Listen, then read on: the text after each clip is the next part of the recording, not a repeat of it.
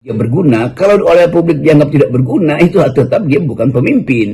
Kan pemimpin itu adalah satu status yang diberikan oleh para pendukung, oleh pendukung yang jujur. Bukan dia sendiri yang menyatakan dia pemimpin. Dan itu yang mungkin bisa kita bayangkan di masa yang akan datang, bahwa pemimpin itu dia dipilih karena kapasitas, bukan karena disodorkan untuk dipilih. Itu bedanya tuh. Jadi sekali lagi, dalam kasus wakil presiden membuka loket untuk menerima keluh kesah rakyat, maka itu artinya dia ingin berguna itu. Jadi kita lihat aja apakah keinginan berguna itu dimaksudkan untuk memperdalam kapasitas beliau sebagai wakil presiden, atau keinginan untuk berguna itu hanya disodorkan oleh tim sukses beliau di 2009 yang memang saya kira udah dibentuk hari ini kan.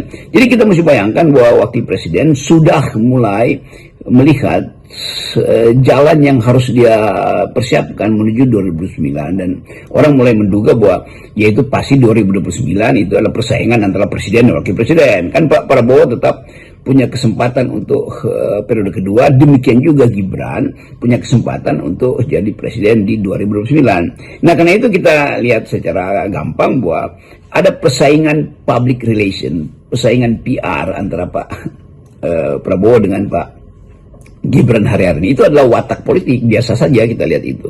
Yang luar biasa adalah cara-cara untuk mempersiapkan diri. Itu saya kira yang akan dibicarakan. Tentu Pak Prabowo lagi beredar ke luar negeri dan ada kontroversi, yaitu ketika Prabowo menyetujui semacam upaya untuk memulai persahabatan dengan Cina, tetapi kemudian kelebihan itu persahabatannya itu dibuat dalam bentuk joint statement, khususnya untuk hal yang sangat rentan dibicarakan publik internasional, yaitu Cina Selatan. Karena Cina Selatan itu adalah klaim sepihak dari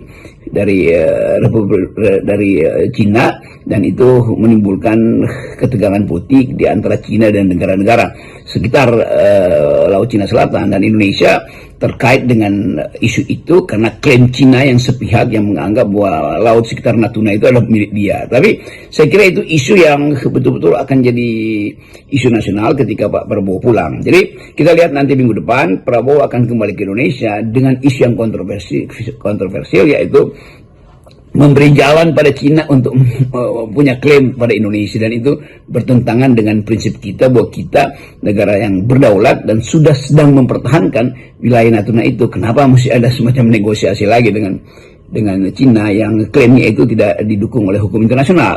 Yaitu isu Pak Prabowo. Dan isu Pak Gibran nanti minggu depan adalah soal permintaan publik supaya wakil presiden memperhatikan keluhan publik tentang isu Fufu Fafa. Itu masalahnya.